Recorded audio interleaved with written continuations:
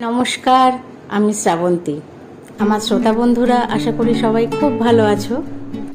আজকে আমি তোমাদের জন্য লেখক হিমাদ্রি কিশোর দাশগুপ্তের এক ভয়ঙ্কর গল্প নিয়ে চলে এসেছি।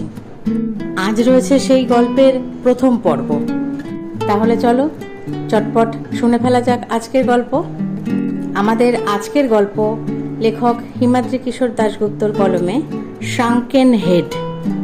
জিপটা তাপসকে নামিয়ে দিয়ে রাস্তার বাঁকে অদৃশ্য হয়ে গেল। কি প্রচণ্ড ঠান্ডা! চামড়ার জ্যাকেট আর উলের কান ঢাকার টুপি ভেদ করে শীত যেন কামড়ে ধরতে চাইছে তাকে। আর এত ঠান্ডা হবে নাই বা কেন? আজ জানুয়ারির 5 তারিখ, তার উপর আবার জায়গাটা দার্জিলিং। জিপের আলোটা পথের বাঁকে মিলিয়ে যেতেই চারপাশে একবার ভালো করে তাকালো তাপস। কেউ কোথাও নেই। ট্যুরিস্ট সিজন অনেক আগেই শেষ হয়ে গেছে। এই সময় এখানকার হোটেল কনভেন্টগুলোও বন্ধ হয়ে যায়। ঠান্ডায় অর্ধেক লোক নিচে চলে যায়। ট্যাক্সি স্ট্যান্ড একদম খাঁ খাঁ করছে। তার লাগোয়া ভুটিয়া জিনিসপত্রের দোকানগুলোর ঝাঁপও বন্ধ। একটা কুকুর পর্যন্ত নেই। তাপসের রিস্টো আছে 7টা বাজে। পাঙ্কাবাড়িতে জিপটা খারাপ হয়ে গেছিল বলে তাপসের এখানে পৌঁছতে ঘন্টাখানিক দেরি হয়েছে ঠিকই, তা বলে শীতের দার্জিলিংয়ে সন্ধে নামতেই যে এত শুনশান হয়ে যায় তার ধারণা ছিল না তার। চারপাশ একবার দেখে নেওয়ার পর তাপস তাকালো ওপর দিকে। বেশ কিছুটা উপরে একটা রেলিং ঘেরা জায়গাতে কুয়াশা মেখে দাঁড়িয়ে আছে কয়েকটা ল্যাম্প পোস্ট। হলদেটে বাতি জ্বলছে। তাপস চিনতে পারলো ওটা মেল। আগেও বার তিনেক দার্জিলিংয়ে এসেছে তাপস, কখনো বন্ধু বান্ধব, কখনো বা পরিবার পরিজনের সাথে নিছক বেড়াবার জন্য, তবে সেগুলো গরমকালে। আর এবার এসেছে সে একটা কাজ নিয়ে। আসলে তাপস একটা বড় কুরিয়ার কোম্পানিতে চাকরি করে, অফিসেই তার কাজ। কিন্তু সম্প্রতি কোম্পানির সাথে একটা গন্ডগোলের জেরে স্ট্রাইক করেছে কুরিয়ারম্যানরা। এর ফলে সার্ভিস বন্ধ হয়ে যাওয়ার উপক্রম আর কি। এদিকে বেশ কিছু চিঠি আর মালপত্র ডেসপ্যাচের অপেক্ষায় কোম্পানির ঘরে জমা পড়ে আছে। তার মধ্যে বেশ কিছু জিনিস আবার ইনশিওর্ড করা। সেগুলো ঠিক সময়ে প্রাপকের হাতে পৌঁছে দিতে না পারলে কোম্পানির আর্থিক ক্ষতি তো হবেই, তার সাথে সুনামেরও ক্ষতি হবে। বিশেষত এই দ্বিতীয় ক্ষতিটা এড়াতেই কোম্পানির মুম্বাইয়ের হেড অফিস থেকে তাপসদের কলকাতার অফিসে নির্দেশ এসেছে যে বিশেষত গুরুত্বপূর্ণ জিনিসগুলো আর স্ট্রাইক করবার অপেক্ষায় ফেলে রাখলে চলবে না, অফিস স্টাফদের দিয়েই ডেলিভারি করিয়ে নিতে হবে। ওরকমই একটা ইনশিওর করা পার্সেল জায়গা মতো পৌঁছে দেওয়ার জন্যই ওপরওয়ালার নির্দেশে এই প্রবল শীতে কলকাতা থেকে দার্জিলিংয়ে এসে পৌঁছেছে তাপস। পার্সেলটা অবশ্য খুব বড় নয়, 1.5 ফুট বাই 1.5 ফুটের একটা হালকা কাঠের বাক্স। তাপসের ব্যাগের মধ্যেই রয়েছে সেটা। তাপস একবার ভাবলো ব্যাগ থেকে পার্সেলটা বের করে তার গায়ে লেখা ঠিকানাটা দেখে নেবে। এর পরক্ষণেই তার মনে হলো কাছে পিঠে তো কোনো লোক নেই, কাকে সে জিজ্ঞাসা করবে ঠিকানাটা। তার চেয়ে উপরে উঠে কাজটা করাই ভালো। মেলে তো ঠিকানা জানার মতো কোনো লোক নিশ্চয়ই পাওয়া যাবে। এই ভেবে ব্যাগটা কাঁধে ফেলে জিপ স্ট্যান্ড থেকে বেরিয়ে পাথরের ধাপ ভেঙে মেলের দিকে উঠতে শুরু করলো তাপস। মিনিট 10 মধ্যেই সে মেলে উঠে এলো। কিন্তু এই জায়গাটাও কেমন যেন শুনশান। বড় বড় দোকানপাটগুলো সব বন্ধ। দু একটা হোটেলের কাঁচের জানলার ভেতর থেকে ক্ষীণ আলো ভেসে আসছে। হোটেলগুলোর সামনে বা মেলে কোনো লোকজন নেই। শুধু একজন বুড়ো ঘোড়াওয়ালা রেলিংয়ের একপাশে দাঁড়িয়ে তার ঘোড়ার পিঠে কি যেন মালপত্র তুলছে। তাপস একটা ল্যাম্পপোস্টের নিচে দাঁড়িয়ে পার্সেলটা বার করলো। সেটা যে অনেক দূর থেকে এসেছে তা আগেই দেখেছে তাপস। কার্গো শিপের স্টিকার লাগানো আছে। কাঠের উপর হলদেটে মোটা কাপড় জড়ানো বাক্সটার গায়ে। কলম্বিয়া থেকে অর্ধেক পৃথিবী ঘুরে পার্সেলটা এসেছে এদেশে। সেটা অবশ্য কোনো আশ্চর্য বিষয় নয়, পৃথিবী এখন অনেক ছোট হয়ে গেছে। তাপসের পাড়ার একটা ছেলেই তো চাকরি সূত্রে ব্রাজিলে আছে, সেও মাঝে মাঝে সে দেশ থেকে এটা ওটা পাঠায় তার কলকাতার বাড়িতে। কলম্বিয়া থেকে দার্জিলিংয়ে পার্সেল তো আসতেই পারে। ল্যাম্প পোস্টের ফ্যাকাশে আলোয় পার্সেলের গায়ে লেখাগুলো আর একবার ভালো করে দেখল তাপস। প্রেরক এবং প্রাপকের নাম দুই সেখানে লেখা আছে। প্রেরকের নাম M Sanyal, Bogota, Colombia. Bogota যে কলম্বিয়ার রাজধানী তা জানা আছে তাপসের। প্রাপকেরও নাম এম সান্যাল, ঠিকানা black log house near mall road, Darjeeling. প্রেরক এবং প্রাপকের নামের আদ্যক্ষর এবং পদবি যখন হুবহু এক, তখন তারা পরস্পরের নিকটাত্মীয়ই হবে, মনে মনে ভাবল তাপস। ঘোড়াওয়ালার কাছে গিয়ে জানতে চাইল সে, মেল রোডের কাছে ব্ল্যাক লগ হাউসটা কোথায়? ঘোড়াওয়ালা তাপসের প্রশ্ন বুঝতে পারল কিনা কে জানে। সে জবাব দিল, मालूम नहीं साहब, आप उस दुकान में पूछिए। এই বলে সে আঙুল তুলে একটা দূরে দোকান দেখিয়ে আবার নিজের কাজে মন দিল। মেলের দক্ষিণ দিকে একটা গলির মুখে সেই দোকানের ঝাঁপ প্রায় বন্ধ, তবে ভেতরে লোক আছে। একটা ক্ষীণ আলো ভেসে আসছে দোকানের ভেতর থেকে।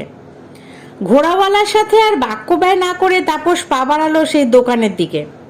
যা ঠান্ডা পড়েছে তাতে দ্রুত কাজ সেরে কোনো হোটেলের কম্বলের তলায় ঢুকতে হবে তাকে। ঠিকানাটা যদি কাছাকাছির মধ্যে হয় তাহলে তেমন কোনো অসুবিধে নেই, কিন্তু যদি দূরে হয় তবে এখন সে কোনো হোটেলে ঢুকে পড়বে, কাল ভোরে পার্সেলটা জায়গা মতো পৌঁছে দিয়ে তারপর ফেরার জন্য গাড়ি ধরবে। এই ঠান্ডার মধ্যে তার পক্ষে বেশি ঘোরাঘুরি করা সম্ভব নয়। একথা ভাবতে ভাবতে তাপস গিয়ে উপস্থিত হলো সেই দোকানের সামনে। ঝাঁপ ঠেলে দোকানের ভেতর প্রবেশ করতেই তাপস বুঝতে পারলো সেটা একটা কিউরিও শপ। দোকানের ভেতর উজ্জ্বল আলো জ্বলছে। কাচের শোকেসে দেয়ালের গায়ে রাখা আছে বিভিন্ন ধরনের অ্যান্টিক মূর্তি, থাঙ্কা, তিব্বতী মুখোশ, নেপালি কুকরি ইত্যাদি। কাউন্টারে বসেছিলেন গলাবন্ধ কোট, কুকরির এমব্লেম লাগানো টুপি পরা একজন বৃদ্ধ ভদ্রলোক, চোখে চশমা। তাপস কাউন্টারের সামনে গিয়ে দাঁড়াতেই তিনি তার দিকে তাকিয়ে বললেন, ইয়েস। তাপস পার্সেলটা তার দিকে বাড়িয়ে দিয়ে বলল, আমি এই ঠিকানাটা খুঁজছি। ঘষা কাচের ফাঁক দিয়ে ভদ্রলোক পার্সেলের গায়ের লেখাগুলো ভালো করে একবার পড়লেন। তারপর ভুরু কুচকে বললেন, এখানে কোনো বাড়ির নাম ব্ল্যাক লগ হাউস আছে বলে তো আমার জানা নেই, তবে কাঠের বাড়ি তো এখানে অনেকেরই আছে। তাপস একটু হতাশ হলো তার কথা শুনে। ভদ্রলোক এরপর বললেন, এ তো দেখছি 40 বছর আগের পার্সেল। তাপস বলল, না না, অত পুরনো নয়, মুম্বাই থেকে কিছুদিন হলো এখানে এসেছে। তার কথা শুনে সেই ভদ্রলোক কোনো কথা না বলে পার্সেলের নিচের দিকের একটা অংশ আঙ্গুল দিয়ে দেখিয়ে দিলেন। বাক্সর উপর জড়ানো হলদেটে কাপড়টা সম্ভবত ঘষা লেগে ছিঁড়ে গেছে সেখানটা। হলদে কাপড়ের ভেতর একটা বিবর্ণ কাপড়ের আস্তরণ চোখে পড়ছে। সেখানে প্রায় অস্পষ্টভাবে লেখা, ভিক্টোরিয়া কার্গো, 1960, বোগোটা। এই লেখাটা তাপসের চোখেই পড়েনি। 1960 মানে তাপসের জন্মেরও 20 বছর আগে। এরকম মাঝে মাঝে হয় বলে শুনেছে সে। 20-50 বছর ধরে গুদামে পড়ে থাকা দাবিহীন পার্সেলের দাবিদারের সন্ধান মেলে হঠাৎ, তখন আবার সেটা সেই দাবিদারের নতুন ঠিকানায় পাঠাতে হয়। একে বলে রিপার্সেলিং। এটাও তাহলে সেই রকমই একটা রিপার্সেলিং হবে হয়তো, মনে মনে ভাবলো তাপস। সে লেখাটা দেখার পর বৃদ্ধকে বলল, দারুণ চোখ তো আপনার। তিনি উত্তর দিলেন, কিউরিওর ব্যবসা করি তো তাই। কিন্তু যে ঠিকানার খোঁজে তাপসের দোকানে ঢোকা, বৃদ্ধ তা বলতে না পারায় সে পার্সেলটা হাতে তুলে নিয়ে বলল, আপনাকে বিরক্ত করলাম বলে দুঃখিত, আমি যাচ্ছি। এই বলে সে দোকানের বাইরে পা বাড়াতে যেতেই বৃদ্ধ হঠাৎ বললেন, একটু দাঁড়ান। দাঁড়িয়ে পড়ল তাপস। ভদ্রলোক একটু ভেবে নিয়ে বললেন, এখানে একটা অনেক পুরনো কালো রঙের কাঠের বাড়ি আছে, তবে এখন সেখানে কেউ থাকে বলে আমার জানা নেই। বছর 50 আগে আমি যখন নতুন দোকান খুলি তখন এক বাঙালি ভদ্রলোক ওই বাড়িতে থাকতেন। আমার দোকানে একই নামে তিব্বতী মুখোশ কিনতে আসতেন। তারপর দার্জিলিং ছেড়ে কোথায় যেন চলে গেছিলেন তিনি। আপনি ওই বাড়িটাতে একবার গিয়ে দেখতে পারেন। তাপস শুনে বলল, ব্ল্যাক লগ হাউস যখন ঠিকানা, তখন সে বাড়িটা হলেও হতে পারে। তা বাড়িটা কোথায়? তিনি বললেন, আপনি স্টেপ অ্যাসাইড চেনেন? তাপস বলল, হ্যাঁ। তিনি তখন শুনে বললেন, স্টেপ অ্যাসাইড ভুটিয়া বস্তি পার হয়ে একটু এগোলে দেখবেন ডান হাতে পাহাড়ের ঢাল বেয়ে একটা রাস্তা নিচের দিকে নেমে গেছে। ওই রাস্তার শেষ প্রান্তে বাড়িটা। রাস্তাটা একটু নির্জন ঠিকই, কিন্তু চোর ডাকাতের ভয় নেই।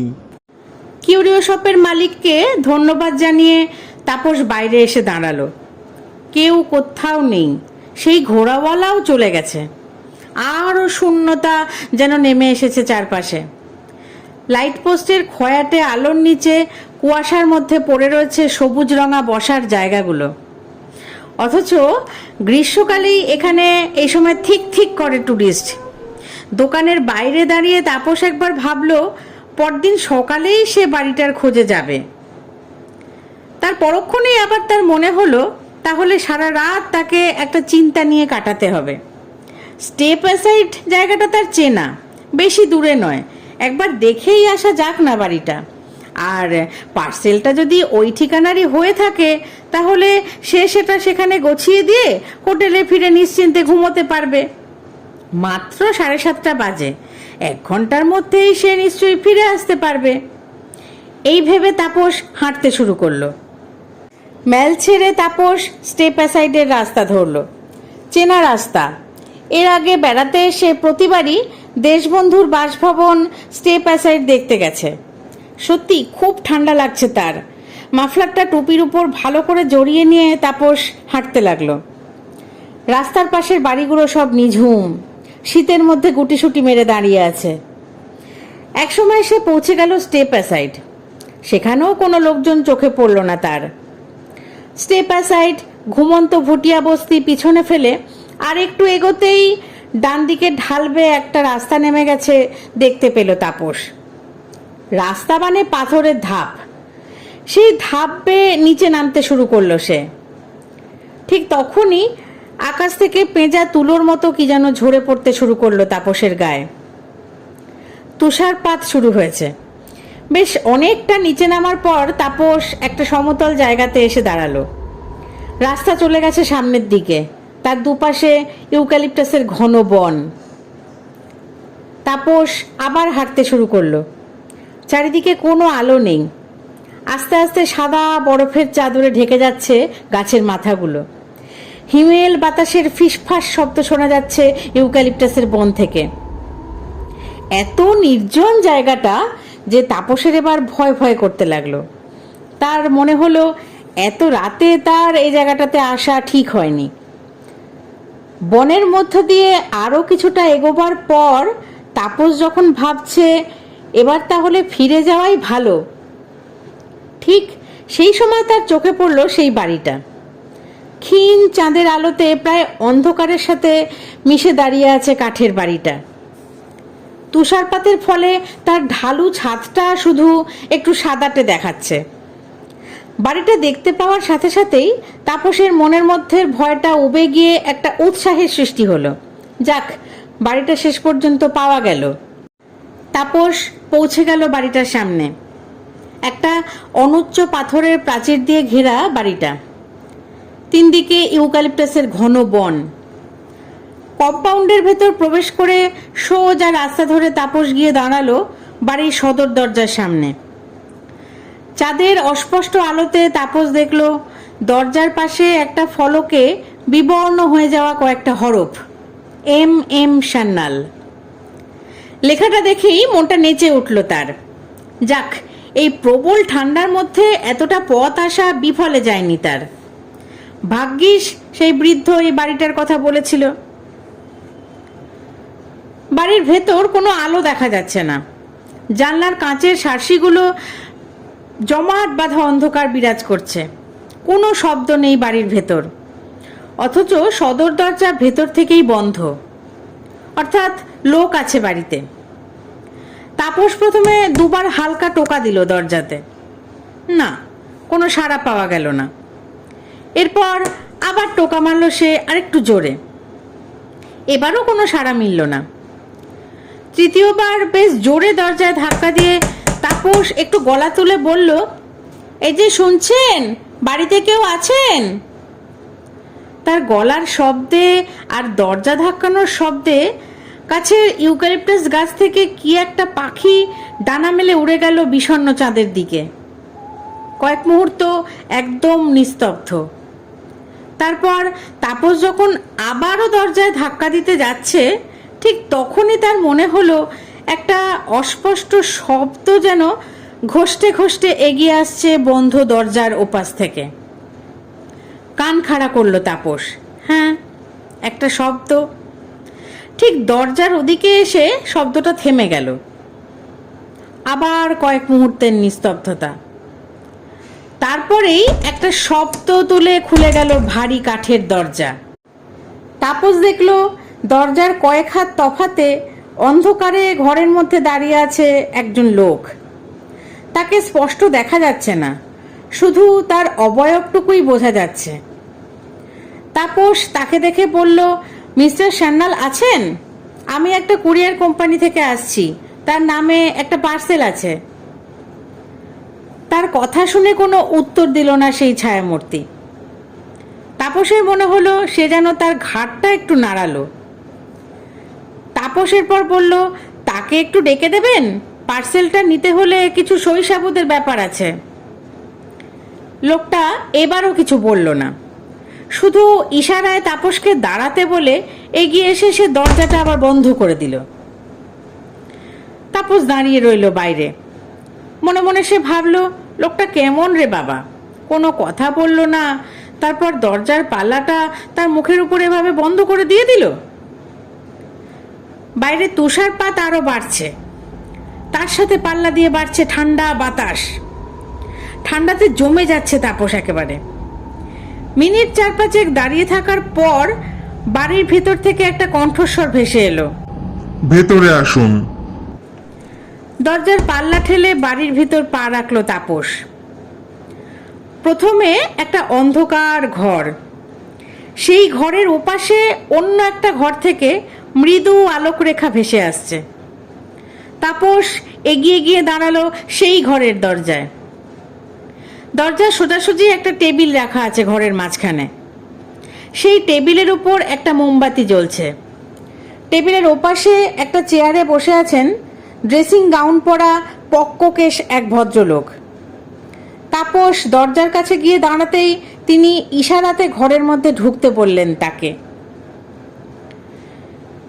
কাঠের উপর দামি কার্পেট বেছানো ঘরের মেঝেতে পা রাখল তাপস। ভেতরে ঢুকেই সে অবাক হয়ে গেল। ঘরের চারিদিকে দেয়ালে টাঙানো আছে বিচিত্র সব মুখোশ। ঘরটা ঠিক যেন একটা মিউজিয়াম। ধীর পায়ে তাপস টেবিলের সামনে গিয়ে দাঁড়াতেই ভদ্রলোক ঠিক তার মুখোমুখি একটা গদিয়াটা চেয়ার দেখিয়ে দিয়ে বলল, বসুন। বাইরে ঠান্ডায় দাঁড়িয়ে থাকতে নিশ্চয়ই বেশ কষ্ট হলো আপনার। ভদ্রলোকের বেশ ভরাট গলা, তার বাচনভঙ্গিতেও বেশ একটা আভিজাত্য আছে। মৃদু হেসে তাপস চেয়ারটাতে বসল। তারপর পার্সেলটা টেবিলে রেখে ভদ্রলোকের উদ্দেশ্যে বলল, আমি তাপস বসু, কলকাতা থেকে আসছি। আপনি নিশ্চয়ই মিস্টার এম সান্যাল। আপনার জন্য এই পার্সেলটা আছে, কলম্বিয়া থেকে এসেছে। ভদ্রলোক বললেন, হ্যাঁ, আমি সেই লোক। এই বলে তিনি একবার তাকালেন টেবিলের উপরে রাখা পার্সেলের দিকে। তাপস লক্ষ্য করলো সেদিকে তাকিয়ে তার মুখভাবের কোনো পরিবর্তন হলো না। পার্সেলটা যে আসবে সেটা যেন তার জানাই ছিল আগে থেকে। পকেট থেকে চালানের কাগজ বার করে ভদ্রলোকের দিকে এগিয়ে দিয়ে তাপস বলল, পার্সেলের নম্বরের সাথে নম্বর মিলিয়ে চালানটাতে একটা সই করতে হবে। কাগজটা হাতে নিয়ে বাক্সটা কাছে টেনে নম্বরটা মেলালেন ভদ্রলোক। তারপর কলমদানি থেকে একটা কলম তুলে কাগজের উপর ঝুঁকে পড়ে সই করতে লাগলেন তিনি। সেই সুযোগে তাপস একবার ভালো করে দেখল ভদ্রলোককে। তার বয়স 70-এর বেশিই হবে। এই বয়সেও বেশ বলিষ্ঠ চেহারা।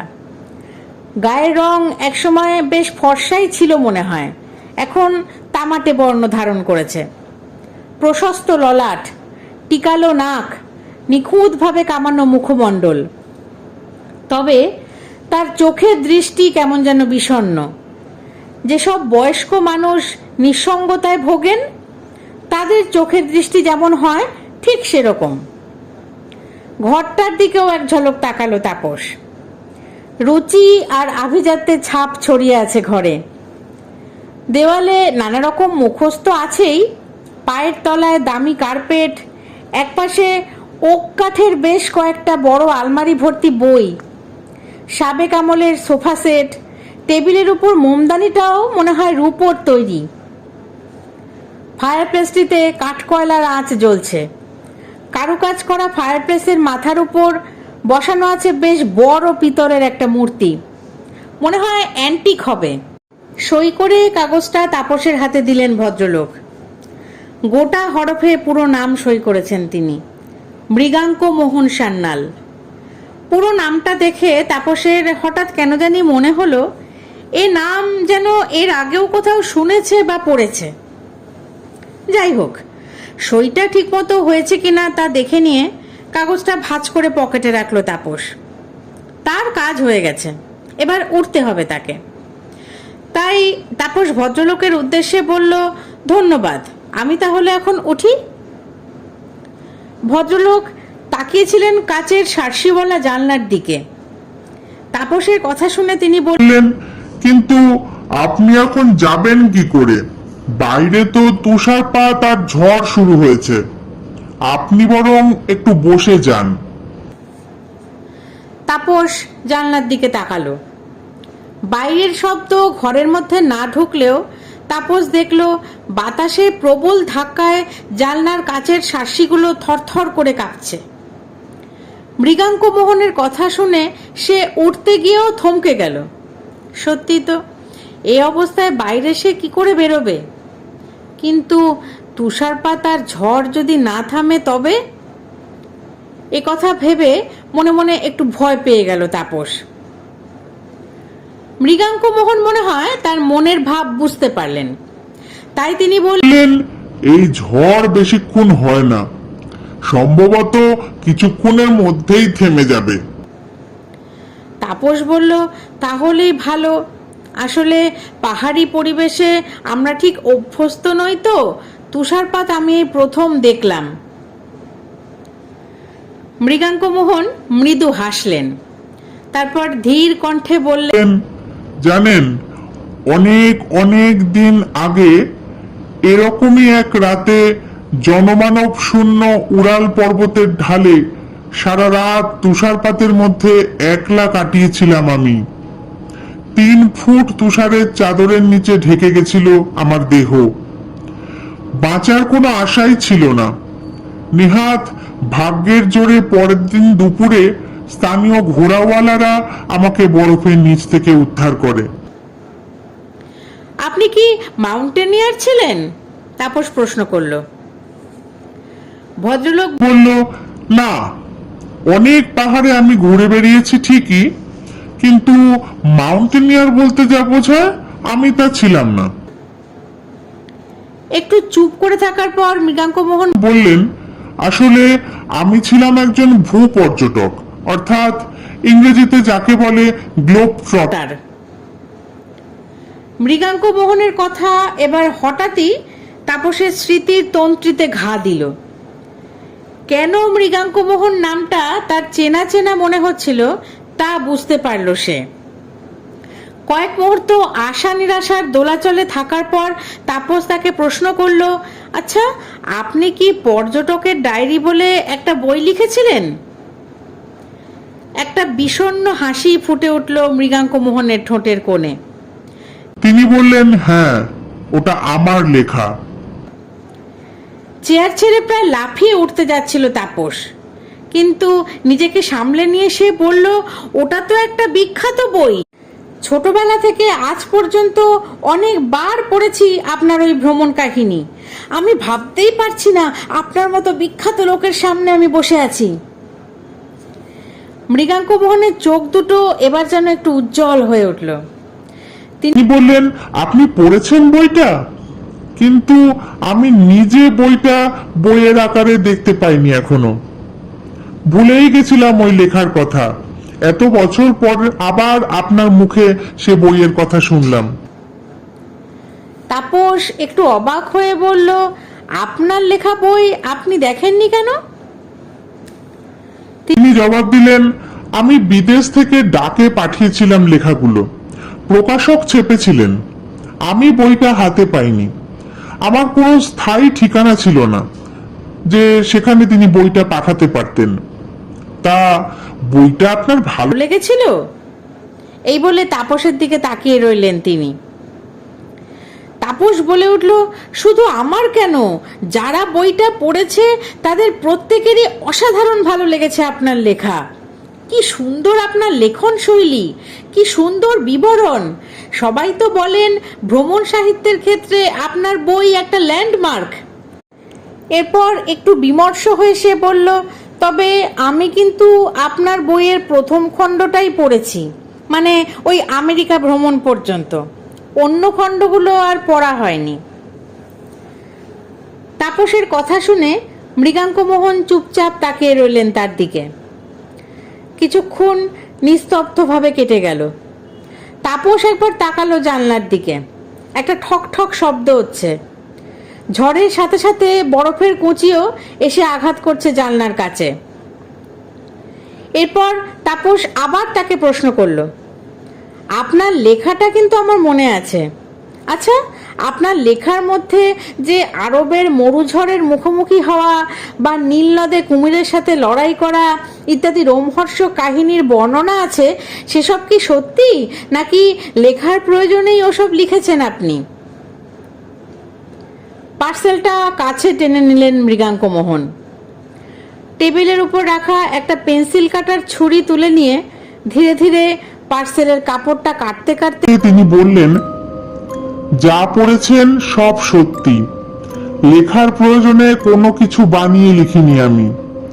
যা পড়েছেন তার চেয়ে অনেক বেশি রোমহর্ষক ঘটনা আমার জীবনে ঘটেছিল। তাপস শুনে বলল, তাই নাকি? সেটা কি আপনার বইয়ের দ্বিতীয় খণ্ডে লিখেছিলেন? নিঃশব্দে হেসে মৃগাঙ্কমোহন বললেন, না, সেখানে লিখিনি আমি। কারণ লেখার কথা থাকলেও সে খণ্ড আর লেখা। কেন মৃগাঙ্কমোহন বাবু তার দ্বিতীয় খণ্ডটি আর লিখে উঠতে পারলেন না? তার জীবনে কি কোনো বড় বিপর্যয় ঘটেছিল? সেদিন রাত্রে আর কি কি অভিজ্ঞতার সম্মুখীন হতে হবে তাপসকে? তাপস কি কোনো রকম বড় বিপদের মুখে পড়বে, নাকি খুব স্বাভাবিকভাবেই সে সেখান থেকে বেরিয়ে তার নিজের বাসস্থান কলকাতায় ফিরে আসতে পারবে? কি হবে এবার? কি ঘটতে চলেছে এরপরে? এই সব কিছু জানতে অপেক্ষা করতে হবে আমাদের আগামী পর্বের জন্য। আমাদের আগামী পর্বে থাকছে গল্পের বাকি অংশটুকু। এতটুকু পর্যন্ত গল্প আপনাদের কেমন লাগলো আমাকে প্লিজ কমেন্ট করে জানাতে ভুলবেন না। আর আমার গল্প পাঠ যদি আপনাদের ভালো লেগে থাকে তাহলে প্লিজ লাইক, কমেন্ট, শেয়ার করবেন। আর বং বাংলা ন্যারেটিভসকে সাবস্ক্রাইব করে আমার পাশে থাকবেন। তাহলে শাঙ্কিন হেড গল্পটির পরবর্তী অংশ নিয়ে আসছি আপনাদের কাছে আগামী পর্বে। আপনারা খুব ভালো থাকবেন, সুস্থ থাকবেন। ধন্যবাদ।